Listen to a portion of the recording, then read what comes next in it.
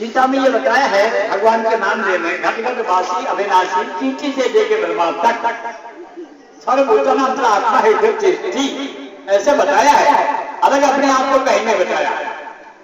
मतलब चींटी से लेकर के ब्रह्मा तक मैं सामान्य रूप से हूं, कमती ज्यादा नहीं।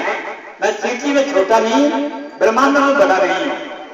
ये छोटे में जो प्रक्रिया होती है ये त्रिगुण में माया में होता है। ये घटना बढ़ना, बनना मिटना, छोटा बड़ा, हल्का भारा, ये प्रक्रिया जितनी भी होती है ये सब माया होती है।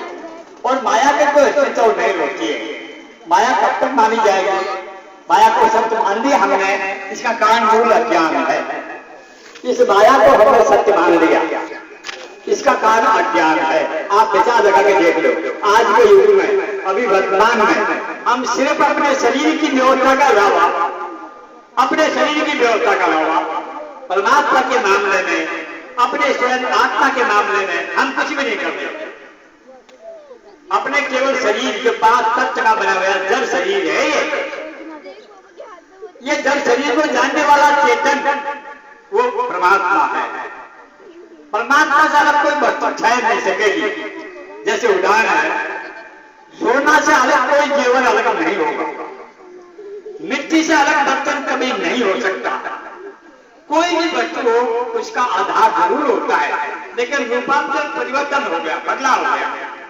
अब सोने के जो चीज बन गई तो उनका नाना प्रकार के नाम आकार बन गया, तो उसको सोना कोई नहीं कहता, वो नाम रूप करके पुकारते हैं, नाम रूप करके पुकारते हैं। मिट्टी एक है, बर्तन अनेक है, उसका आकार विकार को देखते हुए उसके नाना प्रकार के नाम और रूप का वर्णन आपके सामने आता है।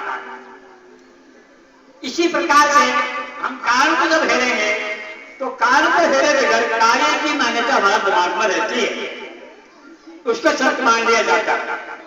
जो कि कार्य कभी सत्य नहीं होता है, कारण सत्य होता है। कारण क्या होता है?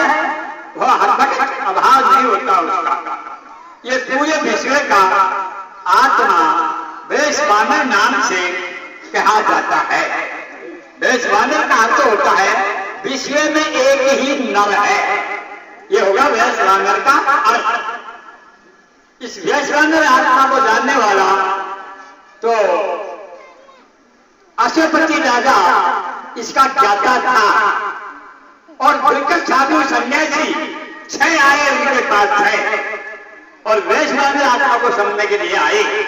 तो जिस घटना में प्रकट हो गया वो महान होगा, और इसके हेरा धनोरा, ये बात नहीं कोई भूखा हेरा हेरता हो।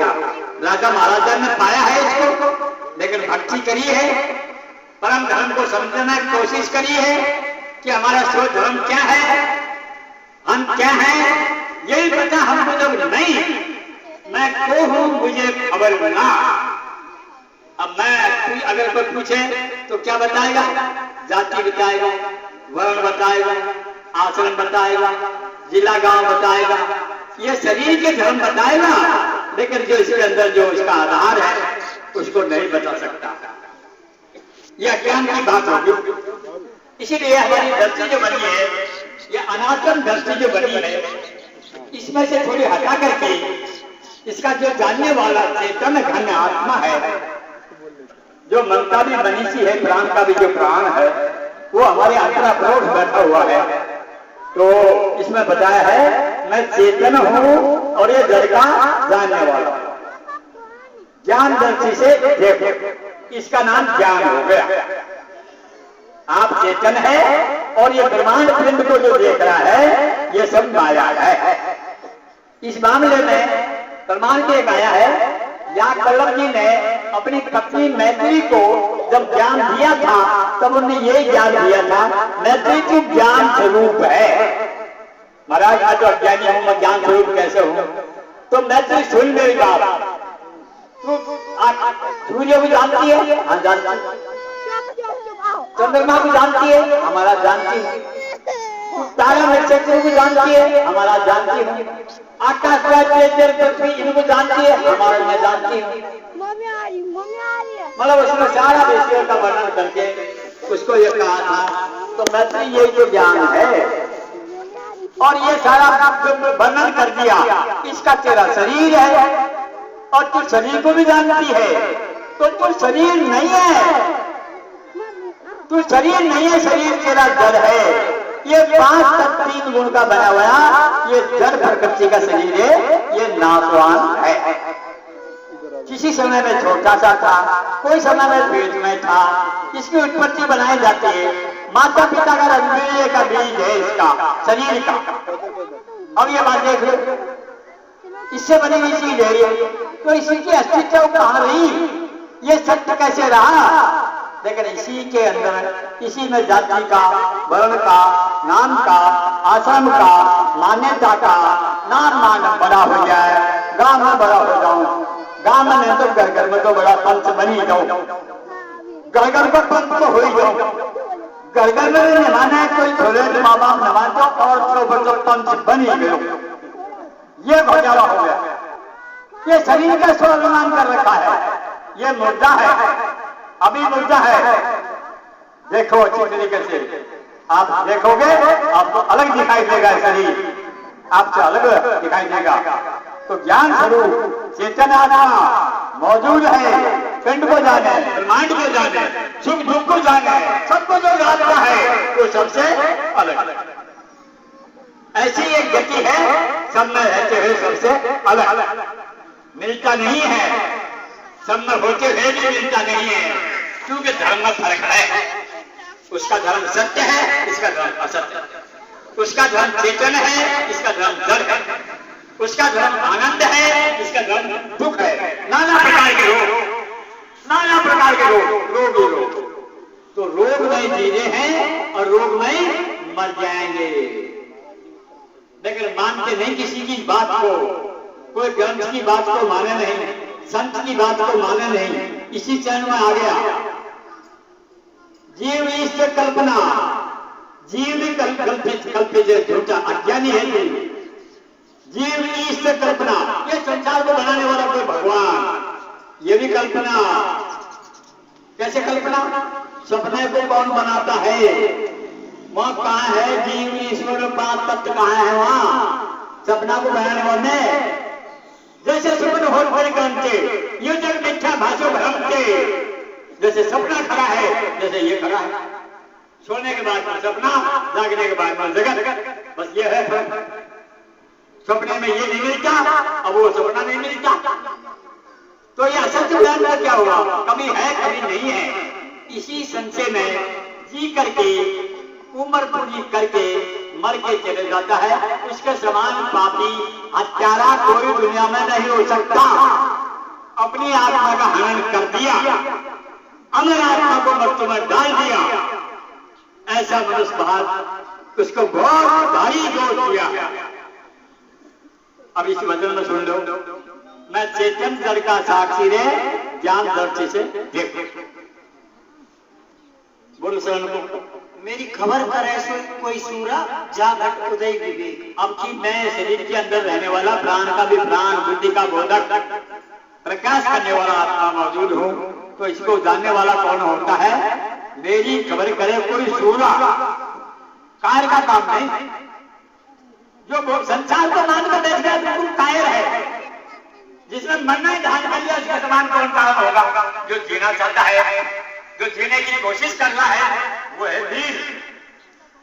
मेरी खबर करे कोई सूरज जिन गति उदय विवेक। तो विवेक का मतलब क्या होता है? एक आत्मा, एक अनात्मा। आत्मा सत्य है, अनात्मा नाम शरीर का है, ये नाशवान है। ये दो बात का निर्णय हुआ। मेरी खबर करे कोई सूरज जिन गति उदय विवेक। मैं चेतन जड़ का साक्षी हूं, ज्ञान दृष्टि से देख।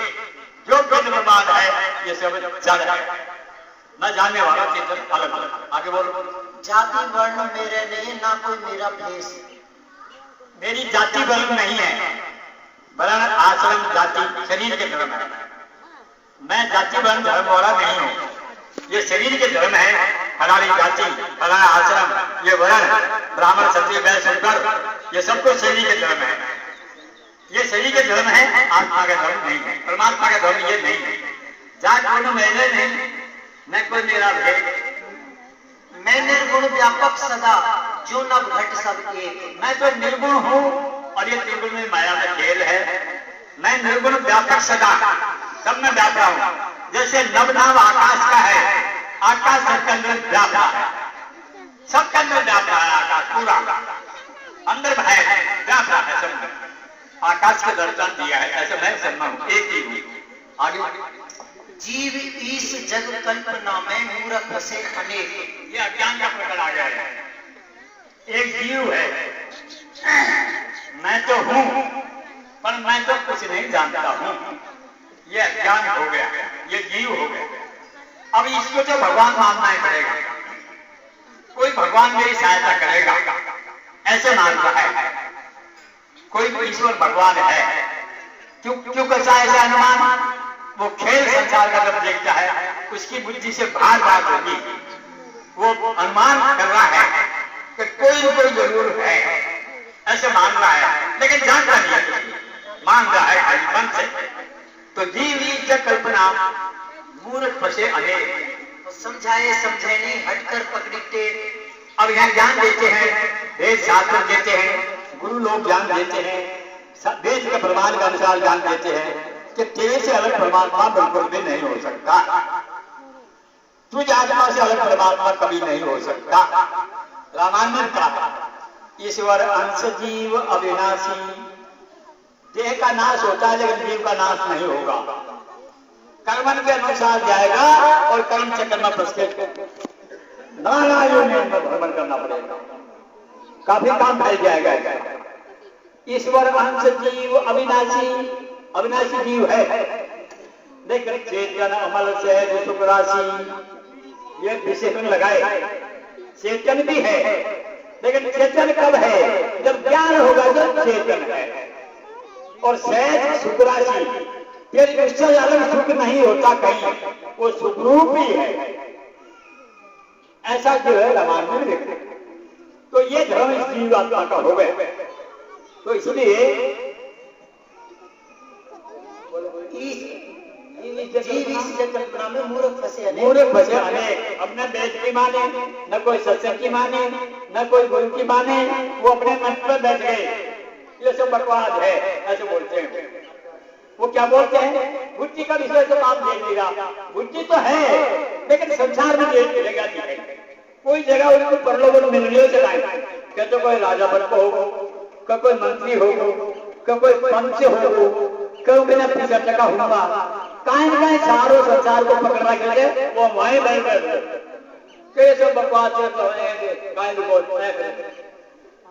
मूर्ख बचा अनेक, समझाया समझे नहीं पर आजकल पकड़ी के ऐसे हट पकड़ लिया, जमीन ऐसी पकड़ी उठाई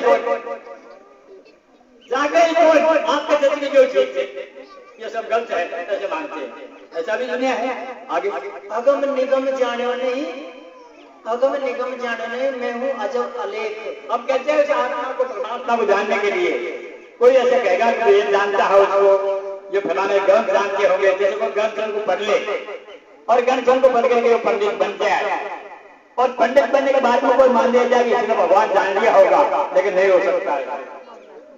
चाहे कितना ही ग्रंथों को पढ़ लो, चाहे कितना ही पंडित बोल लो, चाहे कितनी भाषाओं से संयुक्त हो जाए, लेकिन अनुभव ज्ञान भक्ति ज्ञान तो अलग ही सच्चा है। वो सौदा उसमें जीवन लगाया है, उसने जीवन लगा के अनुभव से पैदा किया है, कोई परमात्मा को साक्षात्कार किया है, ये अनुभव का विषय आता है। वो आप वेद शास्त्र पढ़ने वाले की देश नहीं चलेगी। अगम निगम जाने नहीं, मैं हूँ अजब अलेख, मैं हूँ अजब अलेख। आत्मा जो परमात्मा है वो तो अक्षर है, अक्षर है, और पुस्तक जितनी भी है वो अक्षर होती है। तो अक्षर विद्या पढ़े, विद्या सही अक्षर कर रहे, अक्षर विद्या पढ़ गए, विद्वान बन गए, ऐसा नहीं होता। सच्ची भक्ति देखो तब पार करेंगे। हीरापुरी निर्वाण है जहाँ रंग रूप नहीं रे। अब वो निर्वाण प्रकरण है, वाणी नहीं, अक्षर नहीं है, अनुभव स्वरूप है, भगवान साक्षात्कार है, सबका मालिक मौजूद है। ये अनुभव से समझ में आता है, भक्ति ज्ञान के द्वारा समझ में आता है। ये बात इसमें बताई है। इसलिए समझने की बात है, वो हीरा, वो अमृत है, वो प्यारा सबके अंदर बैठा हुआ है। आत्मा सबको प्यारी है। अब मैं बताऊं कैसे प्यारी है। एक आदमी को फांसी लगाई, फांसी कोई गलती होगी, अब फांसी लगाई, जब वो जान से मारने की बात आ गई तो वो क्या कहता है, मेरा हाथ काट दो, कान काट दो, आंख छोड़ दो, हाथ पैर काट दो, पर जान से मत मारो। जान को बचाना चाहता है, इसलिए जान प्यारी होगी, शरीर प्यारो कोड़ी होगी। दंड में मेरी गलती में मेरे को अंग भंग कर दो, पर मेरी जान को मत निकालो। मेरी जान प्यारी है तो जान नाम जीवन का है। तो ये जीवन जो है ये भी वचन न्याय में अधूरा है, क्योंकि एक रोज समापन हो जाता है। तो जीवन नाम प्राणों का है, तो कहते प्राण से भी प्यारा। फिर आगे चलो, कोई आदमी का ऐसी भयंकर बीमारी हो जाए कि वो बीमारी इलाज होने का संभावना नहीं है, ऐसी बीमारी हो जाए, तो लास्ट में वो क्या कहता है, अब मेरे प्राण मुक्त हो जाए तो मैं सुखी हो जाऊं। अब यह प्राण भी जागरण करते हैं। इसलिए इन सबके आगे जो आनंद है, सुख है, वो सुख सागर है, उसको ब्रह्मानंद कहते हैं। वो सबका आत्मा, पापी हत्यारा, छोटा बड़ा, पढ़ा लिखा अनपढ़, स्त्री पुरुष कोई भी हुए, वो सबका आधार वो ब्रह्मानंद है। वो सबका जीवन का भी जीवन है। उसको समझना है मनुष्य को, वो गुरु के द्वारा समझ में आ जाएगा। उसका जीवन धन्य है, सफल है, स्त्री हो पुरुष कोई भी हुए, कल्याण बन गया है। केवल समझने की बात है। ये वचन का तात्पर्य ये हुआ होगा। तो अब जो है, अब एक दो वचन और बोला कि फिर आरती करेंगे।